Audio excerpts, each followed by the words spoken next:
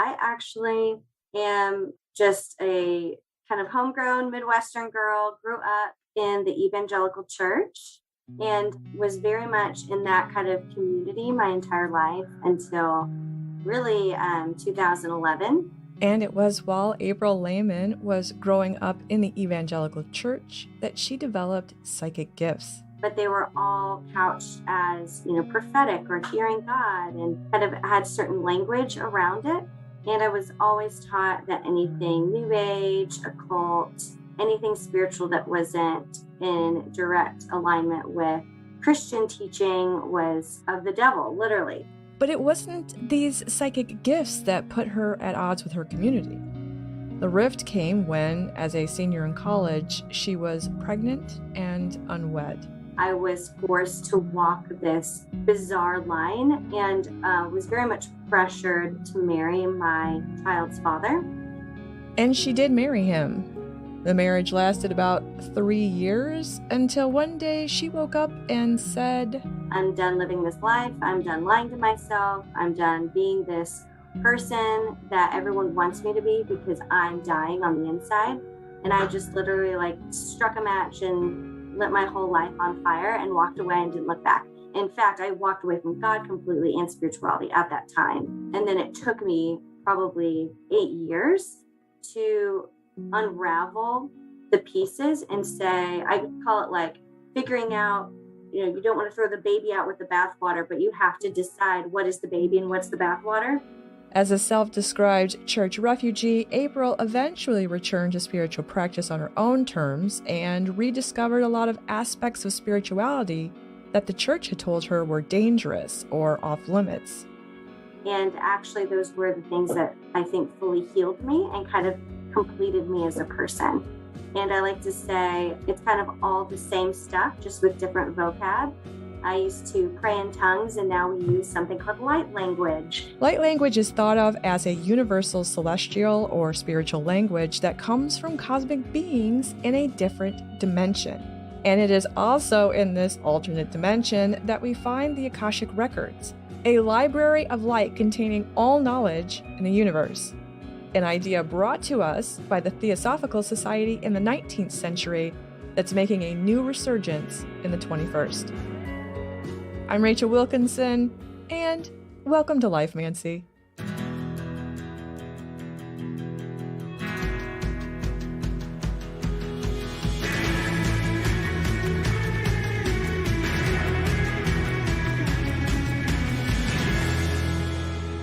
So I have a quick piece of housekeeping, and then we will get to it.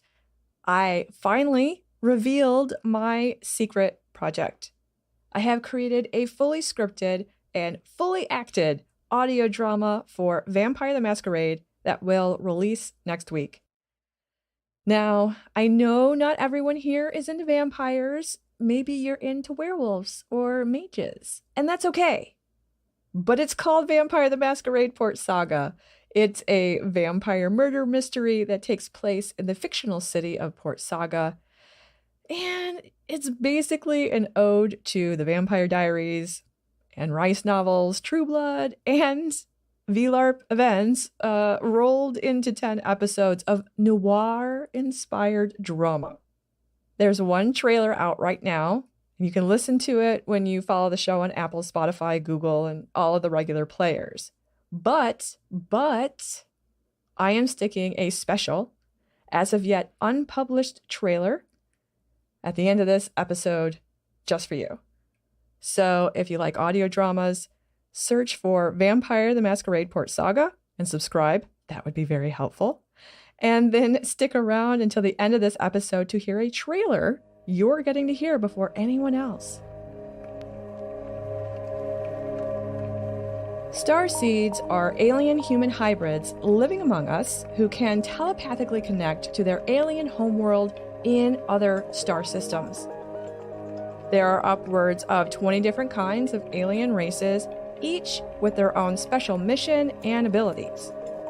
And when I read this, my question was, who has written this awesome role-playing game?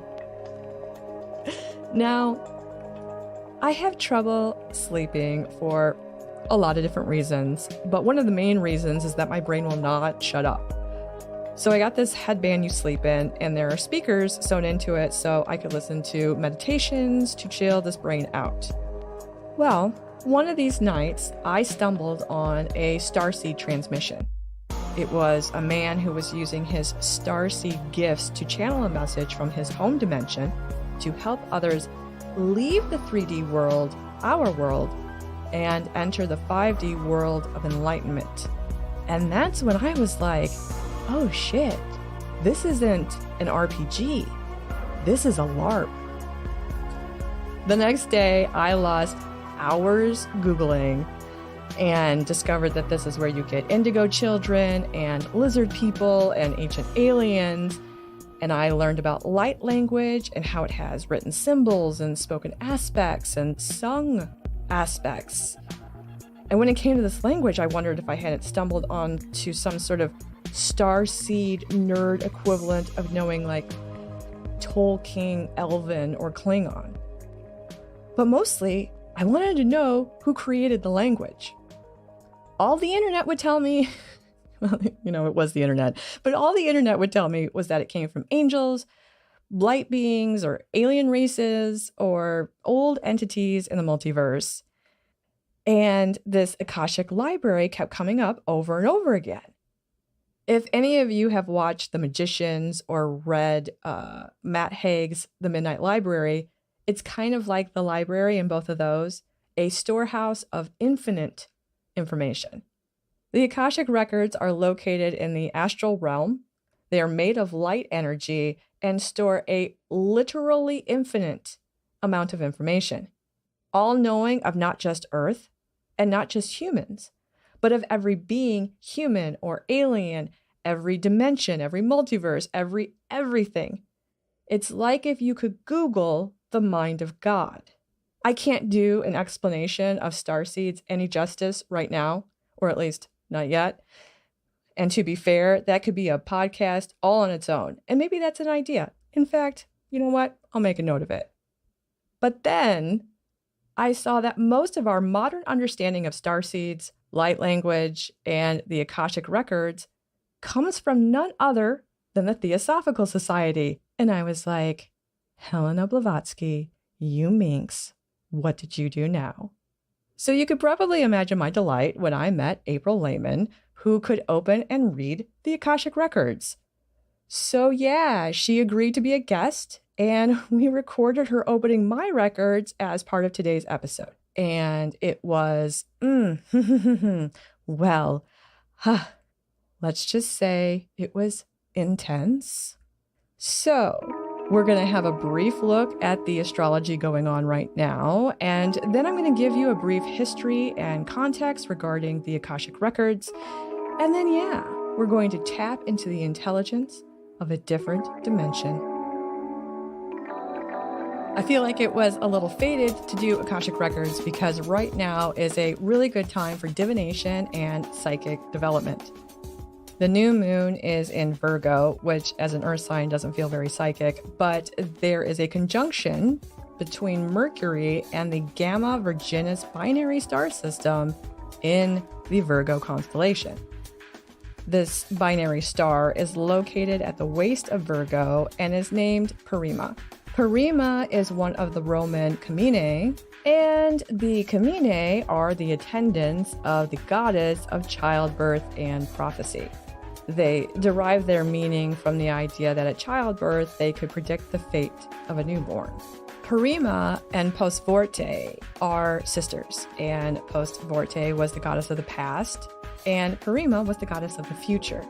So these two goddesses worked in tandem, much like a binary star system. And now Mercury, the god of communication, is hanging out with them. So from now until the 20th, it is a great time to do divination work. And if you've ever been curious about methods like tarot cards or runes or pendulums or palm reading, now's the time to try it. And even if you aren't interested in picking up divination, you may also find that over the next couple of weeks, you'll have flashes of uncanny insight. Trust your intuition and psychic sense to anticipate and divine the right choices for your best path moving forward.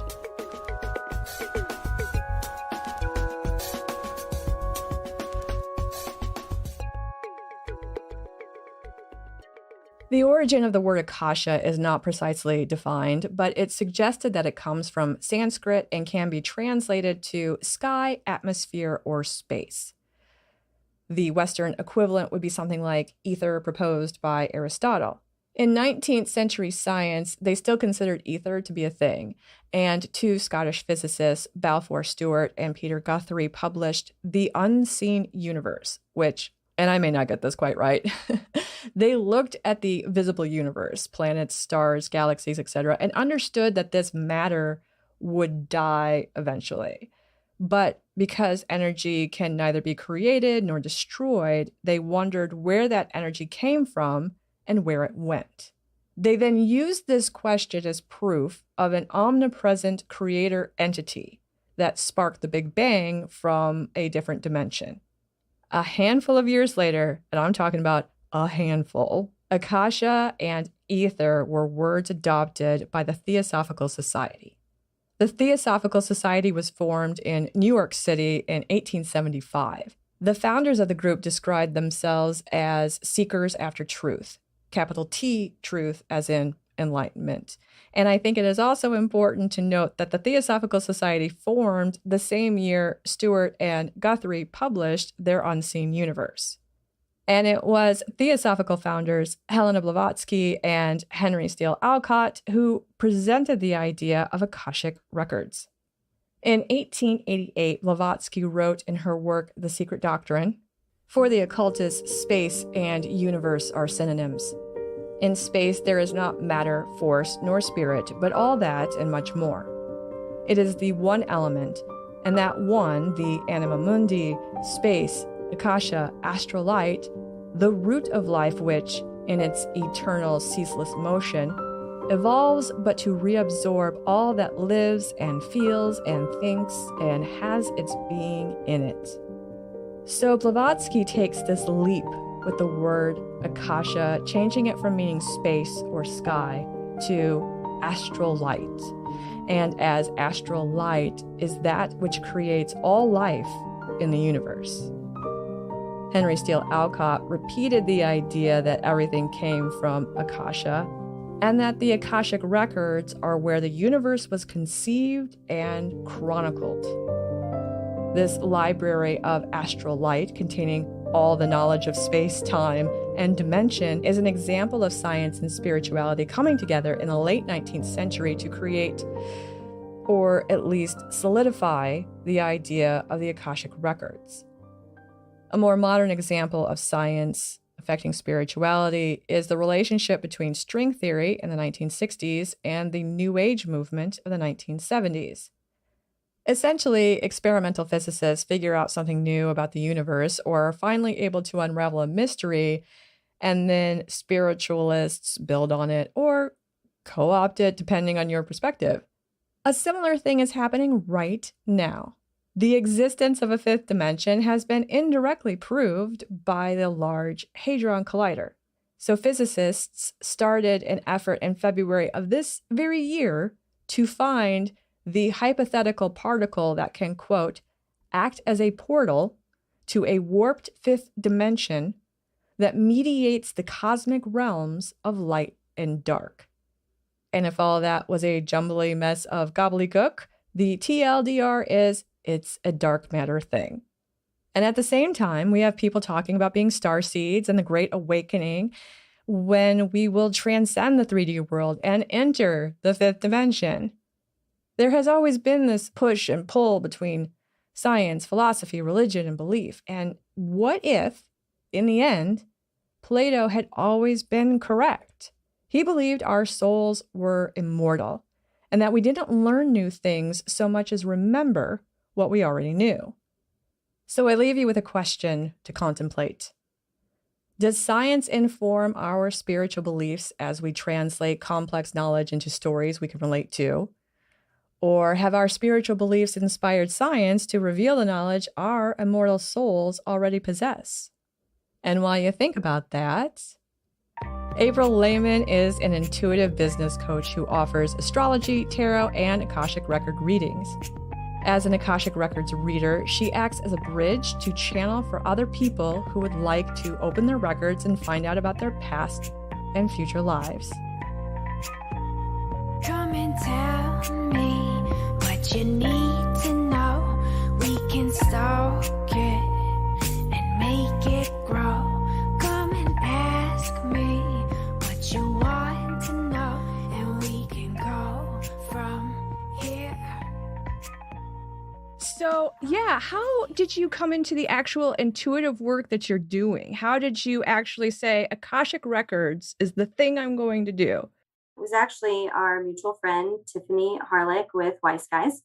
And I got connected with her and did some classes. Well, then I ended up forming this group in Waco, which was very impactful for me. It was actually a group of women who were all, we call like church refugees. We had all left the evangelical church, one specific church that we were all in. It's very cult-like and was super harmful. So we all had this like spiritual trauma. We found ourselves in a book club together, and we read just this incredible book, Women Who Run with the Wolves. Highly recommend it. And from there, we started getting more into doing our own spirituality. And all the women there were very gifted. And so we started doing something we call like energy circles, where we would just take principles, whether it's tarot or, even Reiki and different tools that we were just learning. And we would experiment on each other and see what happens. And so we were doing that. And someone turned me on to a woman named Ashley Wood, who teaches how to read the Akashic Records. She's very advanced in her practice. Her mission, she says that her goal is to modernize the Akashic Records. So a lot of the data and information on them is old school. It's like the original New Age movement, a lot back in the 70s. And if you start Googling stuff, you get a bunch of weird things that you're like, this is some bizarre website. I don't trust it. And so she's kind of leading and is in the forefront of bringing this whole new look and feel, making them more accessible in modern times. And so I started really getting connected with her, took her course and learned how to read. And once I got into the records, it felt like coming home. It was like, this is the energy that we were tapping into when we were doing our energy circles and working on each other. It felt very familiar. It felt very comforting. And so I took to it right away, and it became very natural and easy for me. And I think it was all of the years of doing spirituality in the church, I just was able to kind of pivot, and instead of it being under the context of patriarchy, oppression, just like capital R religion, it now was freedom, being sovereign in myself and discovering my own intuition. And just again, like I said earlier, on my terms. And so it was easy for me to jump into kind of head first. And I've just never looked back. Oh, I was going to ask you what it felt like the first time you tapped into the records or the first time you opened a record. It felt like this message of welcome home. We've been waiting for you. Like, so glad you're here. And that's how it feels to me whenever I take someone into their records for the first time. A lot of it is just like getting familiar with yourself. It's like walking into a house that was always yours, but you just never took occupancy. And you get to just walk in, all of your stuff is there. Everything is designed exactly how you like it, how you need it. And it's all for you. I'm like the realtor. I walk them in, hand them the keys and say, here you go.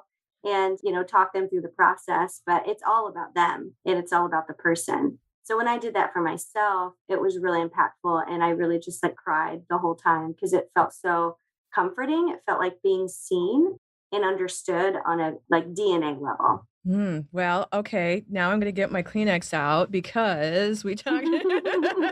I've never had a reading before, but I am always curious. That's why I go do these things. I'm like, what weird shit are we going to do today? Yeah.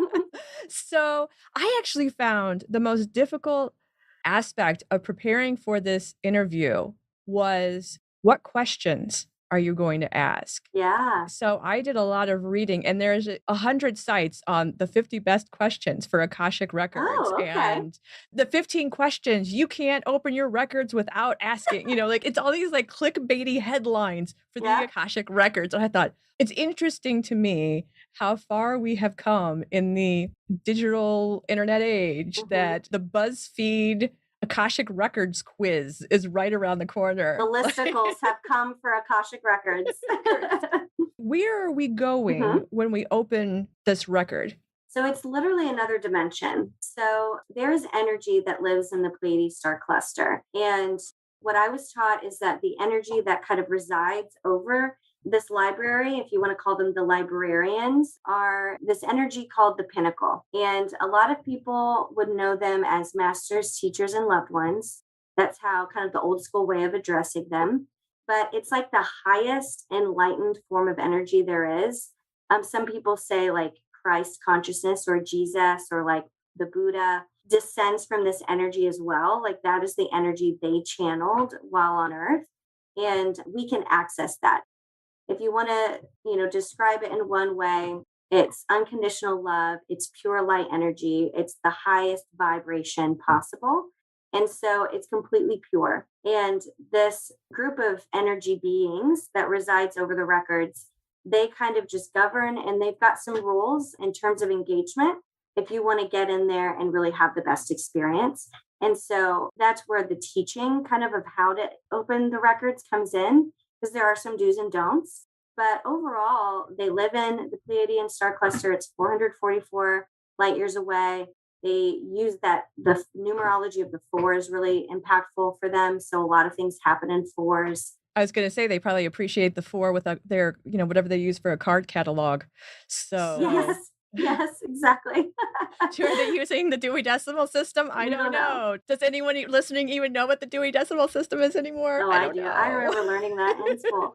Yeah. And so a lot of times like on like April 4th is a good day to go in, or, working with that numerology, it is really powerful and helpful, but they're just there. And so a lot of times when I do readings, I'm communicating with them. So I'm asking them questions about myself because, to use that librarian metaphor further, you're asking, I need to pull this book off the shelf. I know it's here, but I need you to help me find it. And so they'll kind of help navigate you through. And so sometimes when I'm reading for other people or myself, I'm getting answers right away. So for example, let's say you're wanting to understand more about where this certain pain in your back has come from and why you always have it, why you can't get rid of it no matter what you do. So as we're talking and you're expressing that you have a question, sometimes I immediately start getting answers downloaded into me. Other times it's pretty quiet. And so I have to ask or repeat the question. Pinnacle, can you help me understand? Like, can you bring forward any information around this? And I kind of formulate questions and address it to the Pinnacle because they are in charge. And I don't know why it's that way. Oh, I didn't mean to interrupt, but I was going to say, do you believe that you are mentally traveling to this place, or do you believe that energy is coming to you where you are? That's a great question. I really like to think of it as plugging into an external hard drive, that it's kind of an energy flow between the two. So some of me is leaving, but some of it's coming here. It's like we're opening. So I have a prayer that I pray to open the records. And that to me is like opening the portal, opening the connection so that we can plug in and let things flow and energy can be exchanged through that portal, through that cable, so to speak. And how has it felt reading for other people? It's been a trip. It has really up-leveled kind of faith in my abilities because I will start getting information. I'm not a medium. I'm not someone that goes into the world and like sees visions all the time. I'm just not. I'm pretty grounded, but I'm very sensitive and intuitive. But when I'm in someone's records, I just start getting information that I never would know otherwise. I'll see people's children and I will get messages from past loved ones and see like little messages that have special meaning to different people. So it's really cool to be part of that process and help people find their healing. I also feel like I'm a highly efficient reader. because I did these 30-minute sessions that are abbreviated all through the month of June. And it was fast and furious. And we got so much done in that 30 minutes. So I'm a very efficient person in general. And I feel like I take that energy into the records. I'm like, let's go, let's get these answers, let's get it done. And you can be on your way. So it doesn't feel like, oh, we're sitting in there for a long time and it's really slow. It usually feels like I kind of go into a trance and it's boom, boom, boom, boom, boom. Now, you have never done this on video, you said. Right. People usually don't see me. So if we need to turn the camera off, I will let you do that. But no. if you were good to have it on, it is for the patrons. Yeah. They will get to see you do this thing. So as I was saying, I found the questions very difficult to come up with because I want to know all of the things. Like, right. My biggest thing was like, I can come up with 20 things I need to know like yesterday. So it was really about prioritizing what I was interested in you looking into. Mm-hmm. And so I think I have settled on it. I am interested in trying to be a more creative thinker and a more creative person. And I would like to know how to do that. Like, what paths can I pursue or what things can I do that would help me become more creative? I also just want to check in and make sure that I am doing my soul's purpose work, or what is my soul's purpose work? Am I on the right track? Where are my next steps? What should I be doing? Yeah. I should know my dreams up there. Am I going to reach these dreams? Are these dreams in line with my soul's purpose? Yeah, that's all very in alignment with what I normally touch on with people. The answers you get are the ones you need, not necessarily the ones you want. Everybody's records are different. And it's kind of like we just have to get in there to see. But I think pretty much always you'll walk away with a piece of insight that you didn't have before, and hopefully a level of peace and calm. What do you need from me at this point? Nothing right now. We're just going to take some deep breaths together. We want to begin to inhale through your nose and exhale through your mouth. Just connecting your body to the earth, thinking about your favorite place in nature. And I'm going to pray the prayer of the new world, which is how we open the records. And then we will see what messages come through.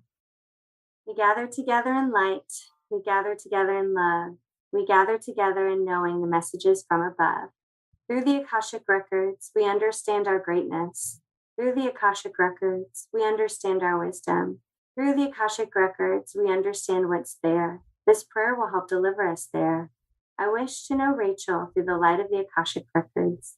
Help me to see Rachel through the light of the Akashic Records. Bring me to feel Rachel through the light of the Akashic Records.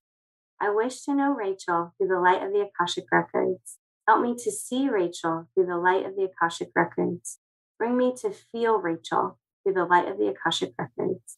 And now the records are open. So the image I'm seeing right away is this picture of you and your two cats. And you're standing on the top of this cliff. And there's just this wind kind of whipping around you. And you are just tiptoeing closer to the edge and peering down and wondering if you should jump, wondering if this is the right time, the right place, the right moment. And kind of the feeling I'm getting is that you wish someone would just come along and push you over so that the choice isn't yours, that you can just have that choice made for you. But if you wait, you'll wait forever because you are the one that has to decide. Are you going to go all in? Are you going to jump down and land wherever you land? Are you going to trust that the universe is there to carry you? Or are you going to stand here and wonder? Are you going to stand here and continue to ask the same questions over and over again? Are you going to stand here and wait? You have the guides around you. You've met them. You know who they are. You have that light around you that fills your spirit and fills your body. So what are you waiting for? Yes, it's scary, but what's the worst that can happen? You fall on the ground, shatter into a million pieces just so that you can pick it all back up again? No, we've been there. We've done that. You've been broken before, and your time to be broken is over. Instead of viewing yourself as shards of pottery strewn across the floor, rework your vision. Just adjust your perspective and see what we see, which is that you are actually a beautiful, beautiful piece of pottery, all in one piece. But you have been hardened, you've been worked over so that you are stronger than you could have ever been before. And you are truly a masterpiece. Your insight, your analytical mind, your detailed brain is so fixated on what is missing, what is wrong, what is broken. But your spirit is alive and it is at work and it wants to take over right now. And it's all up to you. Where do you want to go? Where do you want to go? You get to decide. Or you can wait here and we'll be here and wait with you. But I don't think you want to wait. I think you're ready to move on. And I think you're ready to move up. So again, the choice is yours. Wow. That's interesting. Yeah. So that's what I was feeling and seeing. How does that hit you? Oh, well, of course it hits me. Of course, like my life is a series of tragedies. So. I did giggle when you said you're waiting for somebody to push you off. I mean, it would be really nice, but I admittedly have spent essentially my whole life letting other people make choices for me. Oh, So fascinating. yeah. So that's part of the thing that I was struggling with and part of the reason why I had my existential crisis, nervous breakdown, midlife. I don't even know what you want to call it, but it was because I realized I was essentially playing supporting roles in everybody else's stories instead of actually, engaging in my own or pursuing my own things. And I kept doing what conventional wisdom told me I was supposed to be doing. And in that way, I feel I empathize with you quite a bit in being your evangelical community. I was not in an evangelical community, but it's that same sort of, there was a series of expectations that you always had to do. And the promise on the other side of that was if you adhere to these expectations, you will be rewarded on the other side. Yeah. But what I discovered, there was no reward.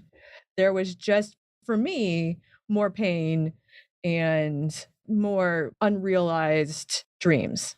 Yeah. What I always say to people and like what my community here in Waco, what we always share is now that we're out and we're doing everything on our terms, we're actually connecting with what was promised to us and we could never get before in that community, in that church environment. And so it's like we had to leave it all in order to find everything that we hoped we would receive in that world. As soon as you take your power back, that's when things start actually clicking into place. So it seems like you were like so many of us, especially women, who didn't connect with their voice, didn't connect with your own power, didn't connect with your ability to trust yourself and trust your own inner voice and inner guidance system. And so it's a sad and familiar story for so many of us. But it looks like you are on the edge of a breakthrough. I should hope so. I should. I've had enough years of going and trying to work through this. I can't remember exactly what you said, but I did get the feeling of them saying, "Yeah, we're real. Could you please stop questioning us?"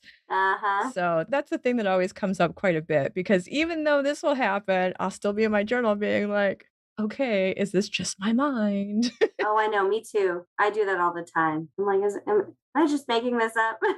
Yeah. And I was actually talking to some friends over the weekend about, again, a lot of people ask me what I believe.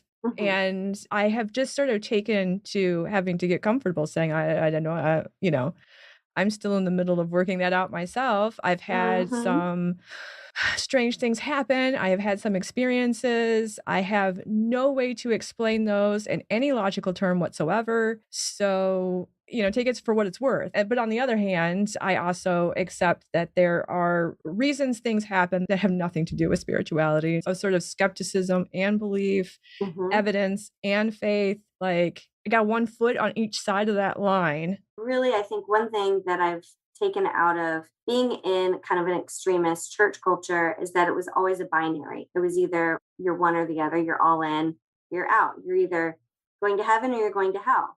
And so there was no room for gray area, for wrestling with, of questioning. And I think one thing I really celebrate is that one day I feel like everything is possible. I believe in all of it. And then another day I'm like, you know what? I don't feel like any of it is connecting with me at all. Maybe it's all a joke. And I'm okay with that. I'm okay walking that line and knowing that as long as I stay true to myself and follow my own integrity, that I will never really be led wrongly or incorrectly. And I won't lead others down any weird path either. Mm-hmm. Right. So just being comfortable in the complexity. Yeah. Well, so Yeah, what questions do you have? yeah, I want to go back to these questions of, am I doing the thing that I'm supposed to be doing? I already think I'm a creative person. I just want to be more creative. So maybe that's a little greedy, but it would be nice to be validated that I am doing what I'm supposed to be doing. That will I ever step off the cliff? I don't know. We will see. But yeah, I guess I don't even know what I'm asking. You get a sense of what I'm looking for. Yeah, I have a sense. Don't worry. Okay. So kind of going back in a little bit, just gonna ask the pinnacle. Okay, we see you. We see you, Rachel. We have a message for you today, and it is about how correct you are, how much you have that is good and is right. And you are good, and you are right, and you are valid. Your existence is important. You are here to take up all the space that you want to take up. You are here to shine as brightly as you want to shine. And there is a fundamental core self-worth stamp of approval that we want to give you today. That everything that you've been told or challenged around your validity, your abilities, your creativity, your talent, it's all lies. You have been gifted for a reason. And we just want to draw a line in the sand and separate you from anything hurtful and negative you've ever been told about your worth, your deservingness, your ability, your talent. It's all for you. Push away the worry about being greedy. Push away the fear that you're going to take up too much space, or you're going to talk too loud, or you're going to go down some path that you don't need to go down. This is all part of the journey. And you connecting with those feelings of, I'm valid. My life is valid. I don't know why the valid word keeps coming up, but it's just a big word that I'm hearing again and again. And so before we even look at what to do next, let's just sit in this energy that you are worthy, that you are worth everything, and that you deserve it all, that you've done nothing wrong. And in fact, you've done a lot of things right. The only person holding you back is yourself. And it's all connected to your fear that you're asking too much or you're taking too much. And that's just not true. So where do we go from here? Where do we go? How do we access this creativity that you're looking for? It's dripping off of you. It's in your fingertips. It is when you type, when you are working with technology, you have this gift with technology that's really powerful. So that's definitely a yes to keep working with, recording, audiovisual stuff, anything like that. That's a special place for you where your kind of creativity comes to life. And then the other thing is really using your voice and speaking. That's another really critical piece for you. Yeah. So that's what I'm really Sorry. seeing there. Kleenexes had to happen. Yeah. Oh God. I think valid is an important word.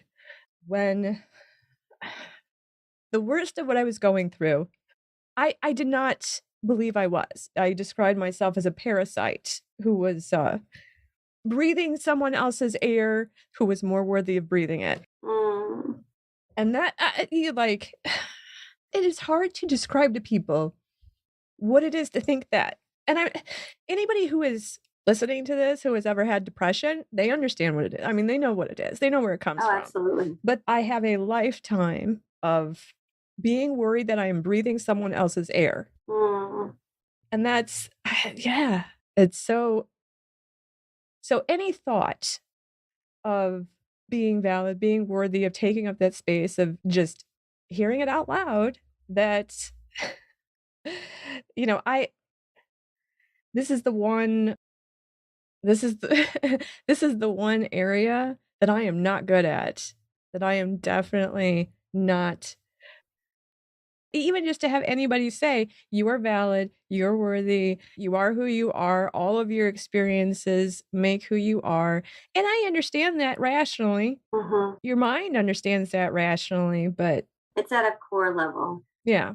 It's at that place that you can know things without feeling them on a subconscious level and living from that place. Yeah, your heart knows when you're lying to yourself. Exactly. And so anytime I say, "Oh, yeah, I'm totally here," and Yeah. all of those things, my inner knee jerk says, "Oh, that's not really true. You don't really believe that." Well, I find it so interesting that that they inserted and they were like, no, we can't look at anything else. We have to establish a baseline first. And the baseline is you're valid and you're worthy. And it just gives me chills because, we all need to hear that, but some Oh, people yeah. need to hear it more because they maybe didn't hear it or had experiences that taught them different. And it's why it's like they wanted to draw that line in the sand and say, all of these thoughts, we're closing the door. We're closing the door on that you are breathing someone else's air. You get to breathe your own oxygen. Yeah. You do. Thank you, You're and so welcome. and I'm kinda mad. I know. Let's Oops. go ahead and close your record so that we're not continuing to sit in the energy. And I think that'll help you also shift Okay. gears because it'll still keep coming and you'll be in that until we close them. So I'm just going to give gratitude to Rachel for showing up, for being open. I give gratitude to her highest self for being present today. I give gratitude to the pinnacle for being our guide, for lighting the way. I give gratitude to the Akashic Records for being a source of infinite wisdom and truth. And I give gratitude to my highest self for showing up and serving as the channel. The records are now closed. Amen. The records are now closed. Amen. The records are now closed. Amen. Okay. Wow. Well, is it weird to say I enjoyed that experience? I don't No, know, it's like, not I weird. enjoyed the experience. I mean, it's like it's not that I wanted, my inside guts spilled all over for the entire world to hear, but Yeah, yeah, well, that's okay. that's the danger. Yeah. Learning to open your records and get in there as part of a spiritual practice can really do a lot of good in your life. So, whether you're someone who's really nerdy about this stuff and into astrology and into all the things, or whether you're not at all, this is a great tool to have. Well, I know that I am definitely going to be looking more into it because I think it'd be very interesting to be able to do it myself. But, I like to know all the things. I like to do all of the things. I want to be a librarian. So, Yeah, yeah. ah, gosh. Okay. Well, where can people find you and how can people connect with you? Yeah, so the best place to find me is through Wise Skies. I'm a Wise Skies intuitive. So if you visit Wise Skies Collective online on the internet, you can book directly with me. I'm also on Instagram and do a lot of kind of spiritual content there. And my handle is at underscore April DL. And if you're wanting to just reach out, talk to me, get some more information about the records before booking, you can DM me on Instagram. You can email me at april.layman@gmail.com. And I will share whatever info I have, answer any questions you have. If you're ready to book a session and kind of want to go down the rabbit hole, you can do that through the Wise Guys website. Fantastic. Well, thank you so much for coming today and talking with me and opening the records and making me bare my soul to the audience. And Thank you for being so open. let's do it again Yeah, sometime. let's do it. Thank you, Rachel. Thank you. If you want to see my whole session with April or are interested in getting up close and personal with me snotting into a microphone, I know, what a sales pitch, right? Then join the Lifemancy fan club at patreon.com/lifemancy where you can catch the video. And as promised, here is that trailer for Vampire the Masquerade Port Saga. Blood. There's the blood you give, The blood you take, the blood you spill, the blood you drink. In the city of Port Saga, blood is everything. A Camria city, a true ivory tower port of call, replete with ruthless corporations, corrupt politicians, shady cops, and hapless mortals. Perfect place for vampires.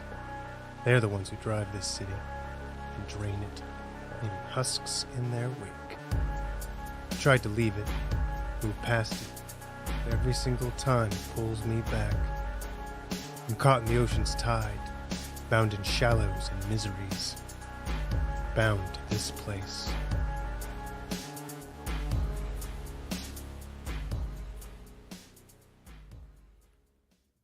If you like what you heard, please hit the follow or subscribe button so you don't miss the first episode when it drops next week. Until next time, friends, it's my podcast, and I'll cry if I want to.